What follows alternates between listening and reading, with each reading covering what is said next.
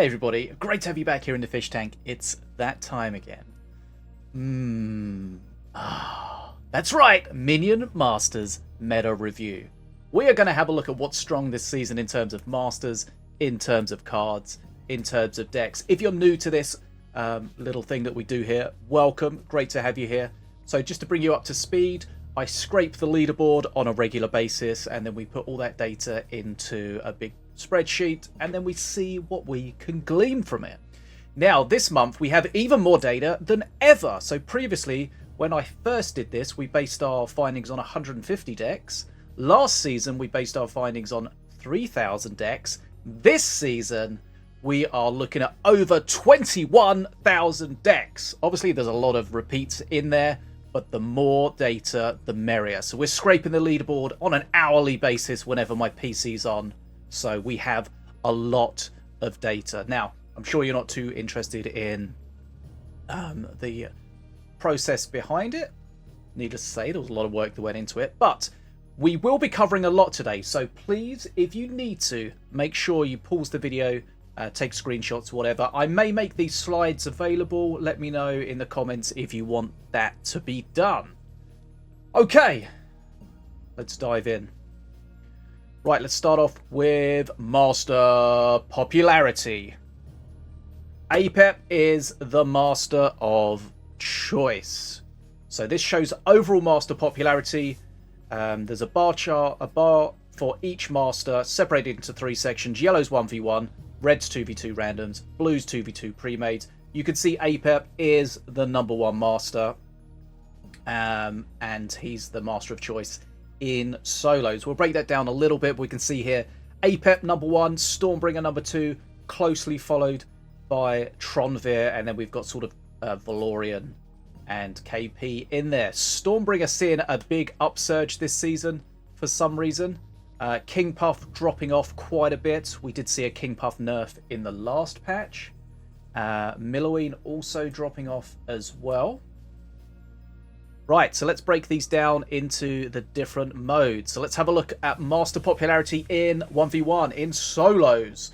So we have our two graphs. On the left-hand side, we have last season 2.2, and on the right, we have this season 2.3. And at the bottom, we can see the average mana cost in this mode has barely changed. So we can see APEP's still the Master of Choice, followed by Valorian. King Puff has gone up in solos. A big increase for Morelia. APEP's gone up as well, considering last season's performance. Potentially going to get a small nerf in the upcoming patch, but only to the Shield Totem HP.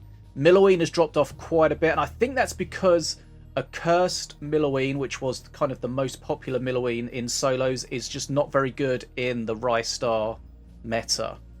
Rector's also dropped off quite a lot, but there we see currently in solos APEP, Valorian and King Puff, the Masters of Choice. Right, now let's switch over to randoms. Again, last season on the left, this season on the right. Average mana cost again.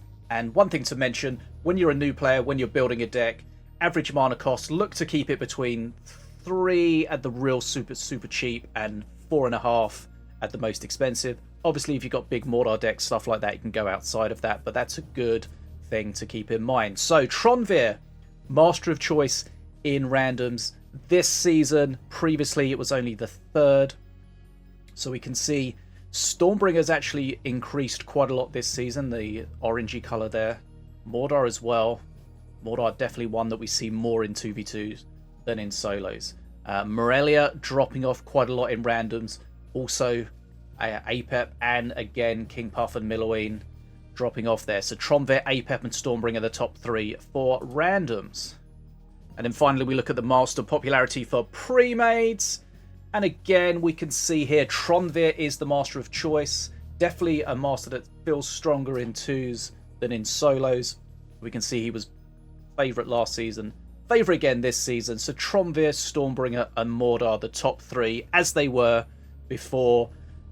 Not too much has changed there. Ratbo's seen some more play this season. Stormbringer increasing as well, and as we've seen quite a lot apart from solos, King Puff dropping off. Although I don't feel like the King Puff nerf is... The nerf for the King Puff was his attack damage. I don't think that's really a big deal in 2v2s because you have your teammate, you have your other master. In solos, it was definitely a nerf, but that's not reflected in the play rates from what the data is showing us. Right, let's have a look at the rarity composition. If you're new to Minion Masters, there are 4 rarities of cards. We've got Legendary, we've got Supreme, we've got Rare, and we've got Common. That's the gold, purple, blue, and green. And of course, we know if you've seen one of my videos before or you're familiar with Minion Masters, Legendary doesn't necessarily mean better. The more rare a card is, the more unique it is, and the more complicated it is. But as always, we can see that the decks are built up of a lot of common cards, rare cards, supreme cards, and some legendaries in there. But we can see common cards really do dominate. Common and rare, over 50% of the decks in all the modes. And we do know that some of the most basic cards, the common cards, are pound for pound the best. Okay, faction composition. Remember, we've got 9 factions in the game.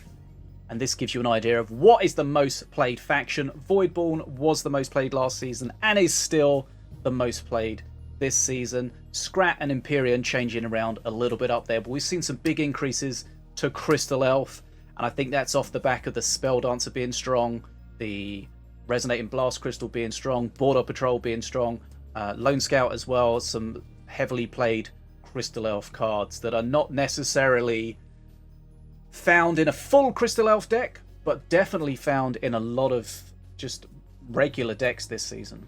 So Crystal Elf and Voidborn going up a little bit. A Curse dropping off. Again, I mentioned that it's not great in the meta, especially with Rystar there. Stoutheart dropping off as well.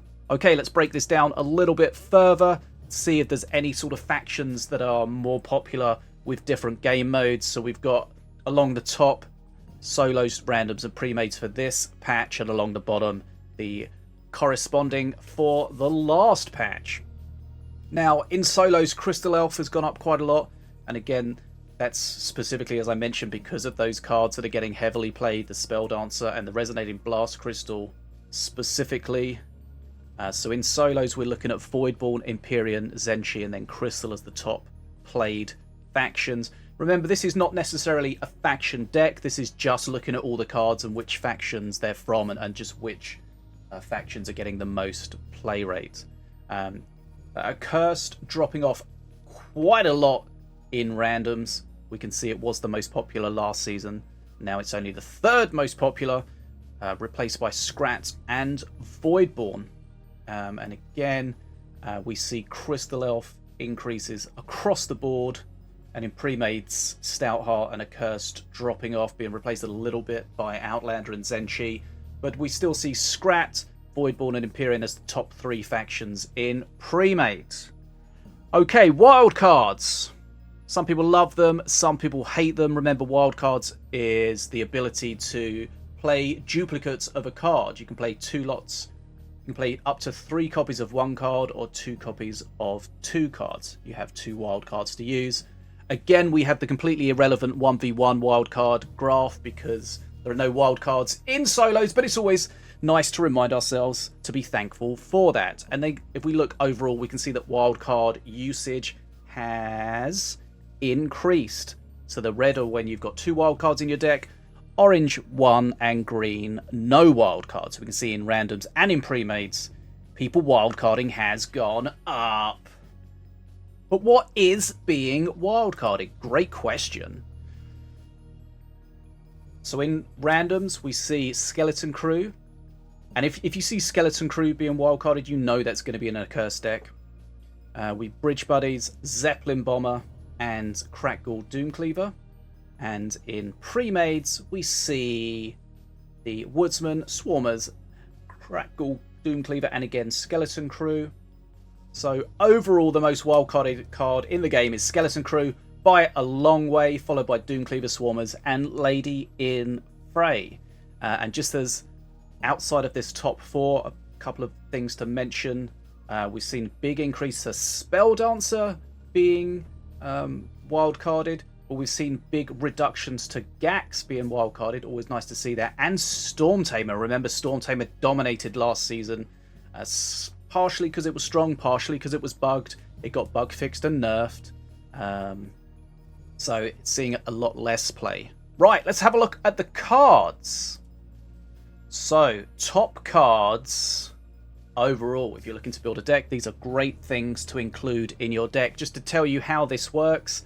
So the borders, if it's green, it means its position is up from last month. If it's red, its position is down. If it is white, it's a new card. And if it is black, then it's stayed in the same position. So we can see there, for example, Swarmers was the top card last season, is the top card this season, based on our play rate. As you can see, I've added the card names to these slides. This should make it far easier, especially for newer players, to be able to identify the cards. So hopefully that should be helpful to a lot of people. So we can see Storm Tamer's still up there, 4th, but dropped down from 2nd. Spell Dancer's gone up wildly from 66th place overall last season to 5th place this season. That's definitely a card we're seeing a lot there. Rystar still strong there, 23rd, was 26th last season, one of the newest cards, quite a meta defining card. And we can see some strong spells in there. Resonating Blast Crystal, again, that's gone up a lot from 25th to 3rd. And that's kind of replaced some of the play rate of the other cards. We can see Bearavalanche dropped off quite a lot, and Chain Lightning as well. So biggest increases, Spell Dancer went up, played 3 times as much as last season, and Resonating Blast Crystal as well. Big decreases to Cabertossa, to Fergus as well.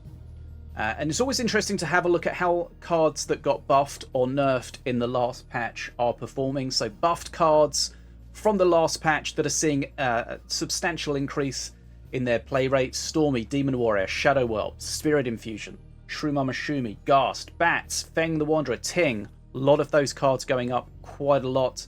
And nerfed cards being decreased. Cabertossa really dropping off. Corpse Explosion dropping out. Howling Moon, Jinglong, Snake Druid and Storm Tamer all seeing reductions there. And one thing to remind ourselves, we had a look at the rarities earlier. Top 25 cards. Only 2 of the top 25 cards are legendary. That's going to be Rekinator and High Marshal Rystar. 2 Supremes, 12 rares, and 11 commons. So most of the top 25 cards are either common or rare. And the good news with that is that they're super easy and super cheap to get hold of. Now, every single card was used at least once from my data, but there was one card that was used a lot less than everything else. In fact, it was only used once. Can you guess which card it is? Let me know in the comments. What card was the lowest used card by a long way? Right, let's break this down a little bit. So we're going to have a look at the top cards, non-spell cards. So that means minions, that means buildings, anything that's not a spell, basically. And we're going to break them down into the different modes. So again, we've got the green, red, white and black, depending on the position. Change from last season. We can see again solos, Spell Dancer. So the power of Spell Dancer is decent on her own. She's got, she trades well. She's anti-air, although she is low range. But of course, she has that great big removal. And if you looked at my PTR video that went live a few hours ago from when I'm recording this, she's going to get quite reasonably nerfed in the upcoming patch. So again, next season when we look at this, if that nerf goes through from the PTR, it'll be interesting to see how her play rate drops off from that. And again, we see High Marshal Rystar in there, up to 5th from 8th last season. So even though he got a little bit nerfed in the last season, that didn't really affect him too much. And his Bulwark ability that he gives to his Centurions is going to be nerfed probably more likely into the next patch. So we'll see how that changes things. So as we said, Spell Dancer going up a lot. Decreases in solos to Cabertossa. Blood Imp's getting a nerf and dropping off as well. Snake Druid getting a nerf and dropping off. And then when we get into randoms and pre-mates, we can see Storm Tamer's still up there. It did get bug fixed and nerfed. It is likely to get nerfed again in form of its range, if that goes through, but we can still see that's a very heavily played card, and it's difficult to play into, especially, you know, if you've got very heavy decks. It's very annoying to deal with. And of course, when we get into the 2v2s, anything that does AoE becomes more valuable. So we see things like Ferguson, Annihilator, Whirly Scrap, Reconator, things like that we don't see quite so much in solos. We'll definitely see a lot more in randoms, and that goes the same when we have a look at the spells as well. AoE spells become far more valuable in 2v2s. Right, so overall, the top cards with regards to non-spells: Swarmers, Elite Swarmer, Storm Tamer, Spell Dancer, and Tantrum Throwers. Okay, so that's the non-spell cards. Let's look at the spell cards. Again, we're going to break them down into the game modes. So we can see Resonating Blast Crystal in all game modes. If you see Ardent Aegis there in solos, it was the top played spell last season, down to second now, but very heavily played. And we know that's probably because people are playing that in Empyrean decks, specifically Rystar decks. So there are certain spells that we can see, and it gives us a real insight into the kind of decks that are being played on there. Not too much changing with regards to the rest of the spells. We know they are very valuable spells in solos. Just a couple of things to mention. Raging Reinforcements went up from 4 to 7 mana, gives you more valuable things though. In the last patch, that rework has seen that be played far more often. Didn't reach into our top 9, but it's been played a lot. Resonating Blast Crystal being played a lot more than it was before. Also Spirit Infusion, which got buffed in the last patch as well. Corpse Explosion dropped off in solos. Not surprising, and that's can suggest that the accursed decks have dropped off in solos, which we kind of saw before as well. Right, so as I mentioned before, when we get into the 2v2 spells, we can see the heavy removal spells become more popular. Specifically in there, we've got Beam of Doom, Blade Star, which you get huge value, Wheel of Doom, things like that.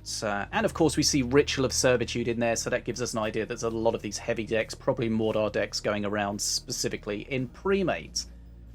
Okay, so overall, most played spell, Resonating Blast Crystal, then Bridge Buddies, then Beam of Doom, then Bevelanche, then Chain Lightning. And a few honourable mentions. Gorex Gate being played 10 times more than it was before. Spawn of Fury being played 10 times more than it was before. And Spirit Infusion, as we mentioned, got a buff that's been played 4 times more than it was previously. Right, next up, Legendaries. New players are always desperate to get their hands on these cool Legendaries. If you're going to craft them, you want to make sure a couple of things. Firstly, you want it to be a good Legendary, a strong Legendary, one that fits into at least the kind of deck you want to play, and ideally Legendaries that fit into lots of different decks, so you can get lots of value out of them. So if we look in solos, Rystar is now the #1 played Legendary. Snake Druid dropping off a little bit there, but we still have Xiao and Jinglong dominated, even though Jing did get a nerf in the last patch, so not as strong, but still does a lot of the same stuff. And then we see Talok in there. Interesting to see him getting some sort of limelight in the meta. He hasn't been great for a long time, but he's been played a lot more. And if you see Talok in there, you're probably seeing a lot more Slither decks. So Xiaolong's play rate went up the most in solos, and Snake Druid dropped off the most. And then when we get to randoms again, you start seeing more of these cards that do AoE damage. Fergus, Bara, Lord Fanriel's Stormcharger, for example. Zip Zapinator, not a card we see too much in solos, but definitely a powerhouse in duos. And again, there we see Ritual of Servitude being shown. So remember, these are the Legendaries that are most expensive to craft. Not necessarily the strongest, but definitely lots with unique abilities. So overall, Rystar, the most popular Legendary, followed by Reconator, Valstalker, Fergus, Flagoon Fighter, and Xiao Long. So lots of strong legendaries here that you can consider if you want to start your legendary collection. Okay, so we've looked at the Masters, we've looked at the cards. Let's combine those into top decks. Now, it's kind of tricky to decide on what is the top deck. What are the top decks? So these are a selection of decks that have been first or around first on the leaderboard, and also are comprised of very strong cards. So if we order the cards from 0 or 1 to 200 and whatever we've got in there based on their play rate, these are the decks that have a low average card rank and have been seen at the top of the leaderboard. So definitely some strong decks here. We can see we got Valorian, Rystar, and as mentioned before, Ardent Argus in there. Remember, she does heal Empyrean cards, so likely to see her in Empyrean decks. Then we have a classic APEP with the new Raging Reinforcements, the strong removal spell with the Spell Dancer in there, and of course the regular Bounce Breeze Flingers and Blue Golem, plus a couple of Stout Hearts to get that rage. Next up we have Milloween. I've played this deck quite a lot. It's not amazing against Rystar, but it's still decent enough and good against a lot of other things. So that's Milloween, a Cursed Ascension. King Puff in there as well. Again, I played this deck quite a lot. This is, I think, this came from Deadshot, the previous tournament, two-time tournament winner. He had, I think, a Black Hole in there instead of Lone Wolf. I've been playing it with Defenso Chopper instead of Lone Wolf, but a lot of power in that deck. But some nerfs potentially coming to that in the form of the Border Patrol nerf in the next patch.